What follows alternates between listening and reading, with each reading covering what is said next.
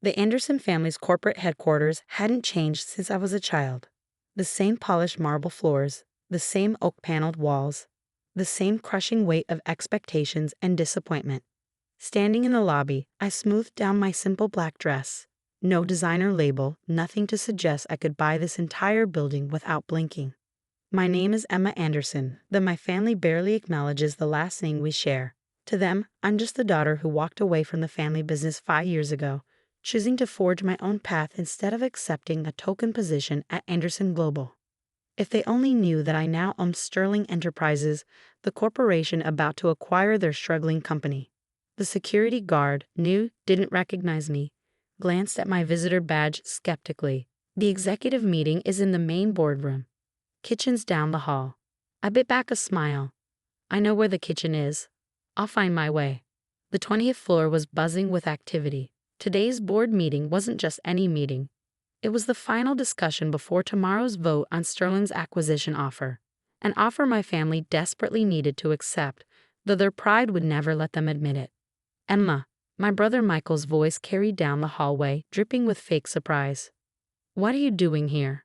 I turned to face him, taking in his perfectly tailored suit, the gold watch that probably cost more than what he thought I made in a year. Hello, Michael. Dad invited me.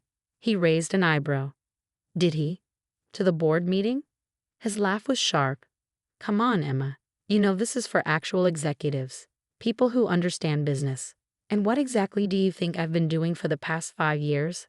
I kept my voice level, remembering the stack of acquisition papers waiting in my office across town. Oh right, your little consulting thing. He waved dismissively. How's that going? Still helping small businesses with their bookkeeping? If he only knew that little consulting thing was a cover for my real company, Sterling Enterprises, a corporation that had systematically acquired struggling companies across 3 continents. It pays the bills, I said mildly. Emma, our father's voice boomed from the boardroom doorway. Richard Anderson, CEO of Anderson Global, looked exactly as I remembered. Commanding presence, steel gray hair, and eyes that could freeze hell. You came. I nodded. You asked me to. Yes, well, he glanced at his watch. The meeting's about to start. Why don't you wait in the kitchen? Martha can bring you coffee. Michael smirked. The kitchen is where you belong. Successful people only in the boardroom. I thought about the past 5 years, building Sterling from the ground up, orchestrating deals that made Michael's biggest acquisitions look like pocket change, all while letting my family believe I was barely scraping by. Actually, I started, but was cut off by the arrival of Anderson Global's CFO, Thomas Wright. He hurried down the hallway, clutching a folder and looking worried. Mr. Anderson, we need to discuss these projections before the meeting. The numbers from last quarter. Not now, Thomas. My father's tone was sharp. We have more important matters to discuss. The Sterling offer is nowhere near what this company is worth. Michael interrupted confidently. We'll reject it. Find another buyer. I had to stifle a laugh. I knew exactly what Anderson Global was worth. I'd spent months analyzing every detail, every weakness, every skeleton in their corporate closet. The kitchen, Emma, my father reminded me firmly. This isn't your concern. I walked toward the kitchen, their voices fading behind me. 5 years ago, I would have been hurt by the dismissal. Now it was almost amusing. Let them have their meeting, their illusion of control. Tomorrow everything would change. The kitchen was exactly as I remembered. State-of-the-art appliances that were barely used since the entire floor ordered takeout for every meal. Martha, the office manager who had worked here since I was a child, looked up in surprise. Emma, is that really you? I smiled, giving her a warm hug. She had always been kind to me, even after I left the family business. Hello, Martha. Still keeping this place running? She sighed, glancing at the boardroom. Trying to. Things haven't been the same since you left. Your brother? She lowered her voice. Well, let's just say some of his decisions haven't worked out so well. I knew exactly which decision she meant. Michael's failed expansion into Asian markets, the botched merger with Tech Solutions, the string of harassment complaints from female employees that had been quietly settled, all documented in Sterling's due diligence report. I heard about the Sterling offer, Martha continued, pouring me coffee. Between us, we need it. The company's not doing well, no matter what your father says. Is that why Dad invited me today? To witness their triumph over another buyer? Martha's expression turned knowing. Actually, he didn't invite you. Thomas did, said it was important you be here. Now that was interesting. Thomas Wright had been Anderson Global's CFO for 20 years. He was also the only person in the company who knew exactly how bad things were. My phone buzzed. A text from my assistant at Sterling. Everything's ready for tomorrow. Board votes confirmed. Contracts prepared.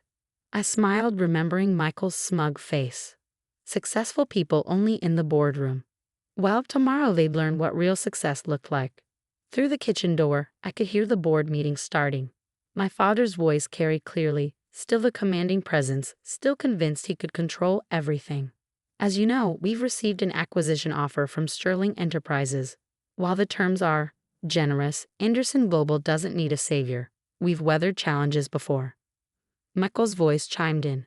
Exactly. This company was built by Andersons, and it will stay in Anderson hands.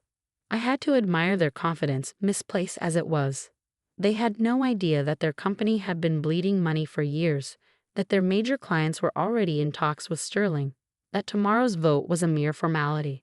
The kitchen door swung open, and Thomas slipped in, looking harried. He froze when he saw me, then quickly closed the door behind him.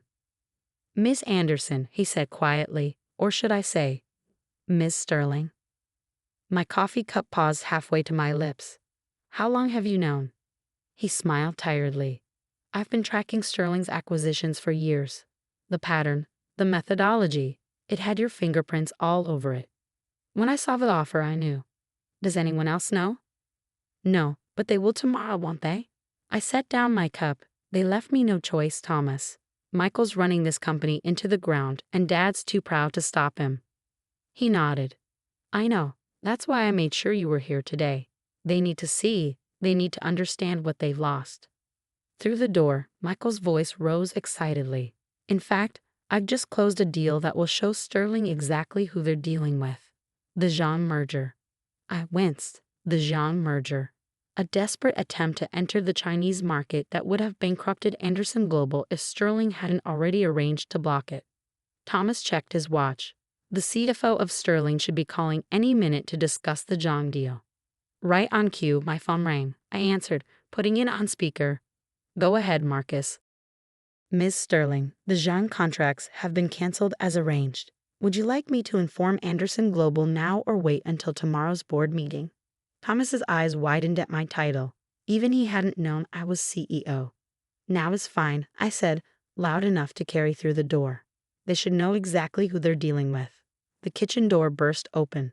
Michael stood there, face red with anger. What did you just say?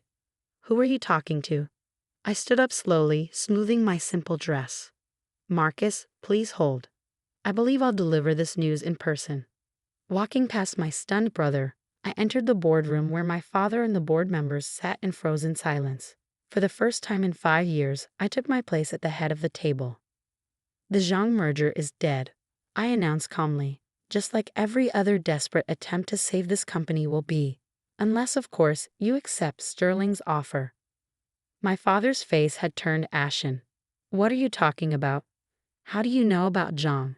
I smiled, thinking of all the times they'd sent me to the kitchen, dismissed my ideas, treated me as less than nothing. Because, Dad, I'm the CEO of Sterling Enterprises. And tomorrow, one way or another, this company will be mine. The silence in the boardroom was deafening. 20 faces stared at me in shock, their expressions ranging from disbelief to horror as my words sank in. My father gripped the arms of his chair, his knuckles white. Michael had collapsed into a seat, his arrogance evaporating like morning dew. Marcus, I spoke into my phone, still on speaker. Please send in the transition team. Right away, Miss Sterling. My father found his voice first. This is impossible. Sterling Enterprises is a multi-billion-dollar corporation. You're just what, Dad? I met his gaze steadily. Just the daughter you sent to the kitchen? Just the failure who walked away from the family business? The boardroom doors opened and my team walked in, senior executives from Sterling, legal counsel, financial analysts. All people who had worked with me for years, who knew exactly who I was and what I was capable of. Ladies and gentlemen, I address the board. You have less than 24 hours to accept Sterling's offer. If you refuse, we'll proceed with our alternative strategy. Michael laughed nervously. Alternative strategy? What alternative strategy? I nodded to my CFO, who distributed folders to each board member. Over the past 3 years, Sterling has systematically acquired controlling interests in your major clients' companies. We've also purchased a significant portion of your debt. If you reject our offer, we'll simply redirect the business elsewhere. The board members flipped through the documents, their faces growing paler with each page. They were seeing the truth, how thoroughly I had outmaneuvered them, how completely I controlled their fate. This is corporate terrorism, Michael shouted, jumping to his feet. You can't do this. Actually, I can. And I have. I pulled out another folder. Would you like to discuss the Jean merger, brother? Or perhaps we should talk about the harassment settlements you thought you buried. He sank back into his chair, the blood draining from his face. My father stood slowly, his authority crumbling like a sandcastle at high tide. Why, Emma? Why go to all this trouble? If you wanted to come back. Come back? I cut him off. To what? A token position. Another lecture about knowing my place. I gestured to my team. I built something better, something you never thought I could do. Thomas, still standing by the door, cleared his throat. The company's financials. They're worse than anyone here knows. Without this merger. Shut up, Michael snapped. We don't need their money. Actually, I said quietly, you do. Your last 3 quarters have shown significant losses. The Zhang merger would have bankrupted you. Your stock price is about to plummet when the market opens tomorrow. I paused. Unless, of course, you announce your merger with Sterling Enterprises. One of the board members, an elderly man who had known me since childhood, spoke up. The terms of the merger. They're fair. I nodded. More than fair. Sterling will absorb all debt, protect all jobs except senior management, and maintain the Anderson name on subsidiary projects. I met my father's eyes. I'm not here to destroy what you built. I'm here to save it from those who never understood its true value.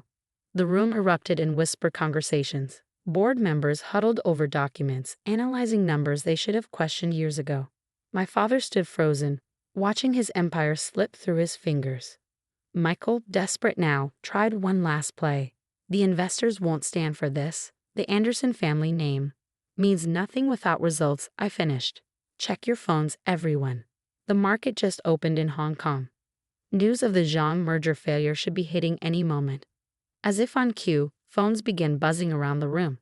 The color drained from faces as board members saw their stock price beginning its predicted dive. Time's up, I announced. You have 2 choices. Accept Sterling's offer now, before the U.S. markets open, or watch this company collapse by closing bell. The board chairman cleared his throat. I move we vote immediately on the Sterling acquisition offer. Seconded, came a chorus of voices. My father held up a hand. Wait, Jess, wait. He turned to me, and for the first time, I saw something new in his eyes, respect tinged with fear. All this time you were building this? Planning this? No, Dad, I was building something successful, something meaningful. The fact that it led here, I shrugged. That's just business. The vote was quick and unanimous. Even Michael, seeing the writing on the wall, raised his hand in favor. Within an hour, papers were signed, press releases drafted, and Anderson Global officially became a subsidiary of Sterling Enterprises. As the board members filed out, many stopping to shake my hand with newfound deference, Martha appeared at the door. Her eyes were bright with unshed tears of pride. I always knew you were meant for more than the kitchen, she whispered, hugging me tight. Michael was the last to leave, his swagger replaced by defeated shuffle. At the door, he paused. Was any of it real? Your struggling consultant act. Every great business person knows the value of market research, I replied. I learned exactly how this company was being run, by watching from the kitchen. Only my father remained, standing at the window that overlooked the city skyline. What happens now? Now? I joined him at the window. Now we rebuild. Make this company what it should have been, one that values merit over inheritance, innovation over tradition. And us, your family? I thought about all the family dinners where my ideas were dismissed, all the meetings I was barred from, all the times I was told to know my place. You'll always be my father, I said finally. But this? I gestured to the boardroom. This is business. And in business, I stopped being just your daughter a long time ago. He nodded slowly, understanding at last. When did you become this? I always was this, Dad. You just never bothered to look past your own expectations to see it. The next few months transformed Anderson Global. Under Sterling's leadership, toxic management was cleared out, innovative projects were given priority, and the company's value steadily climbed. Michael found himself working under a female VP half his age, learning what real business acumen looked like. My father retired, though we both knew it wasn't really his choice.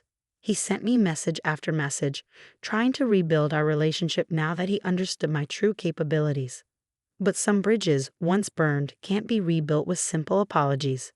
1 year later, I stood in my office at Sterling's headquarters, looking out over the city. My assistant entered with the morning reports. Your brother's here to see you, she said quietly. Says it's important. I smiled, remembering his words from that day. The kitchen is where you belong. Successful people only in the boardroom. Tell him he can wait in the kitchen, I replied. I'm busy running a successful company. Success isn't about proving others wrong. It's about proving yourself right. Sometimes you have to leave the table where you're not welcome to build your own empire. And sometimes the best revenge isn't taking over the family business. It's making them realize they never really knew what business was at all. As for me, I still visit the kitchen at Anderson Global sometimes. Not because anyone sends me there, but because that's where I first learned the most valuable lesson in business. The people at the top don't always see what's really going on. But if you're willing to start at the bottom, learn every detail, and work harder than anyone else, one day you might just find yourself signing their checks. And that's a business lesson even my family had to respect.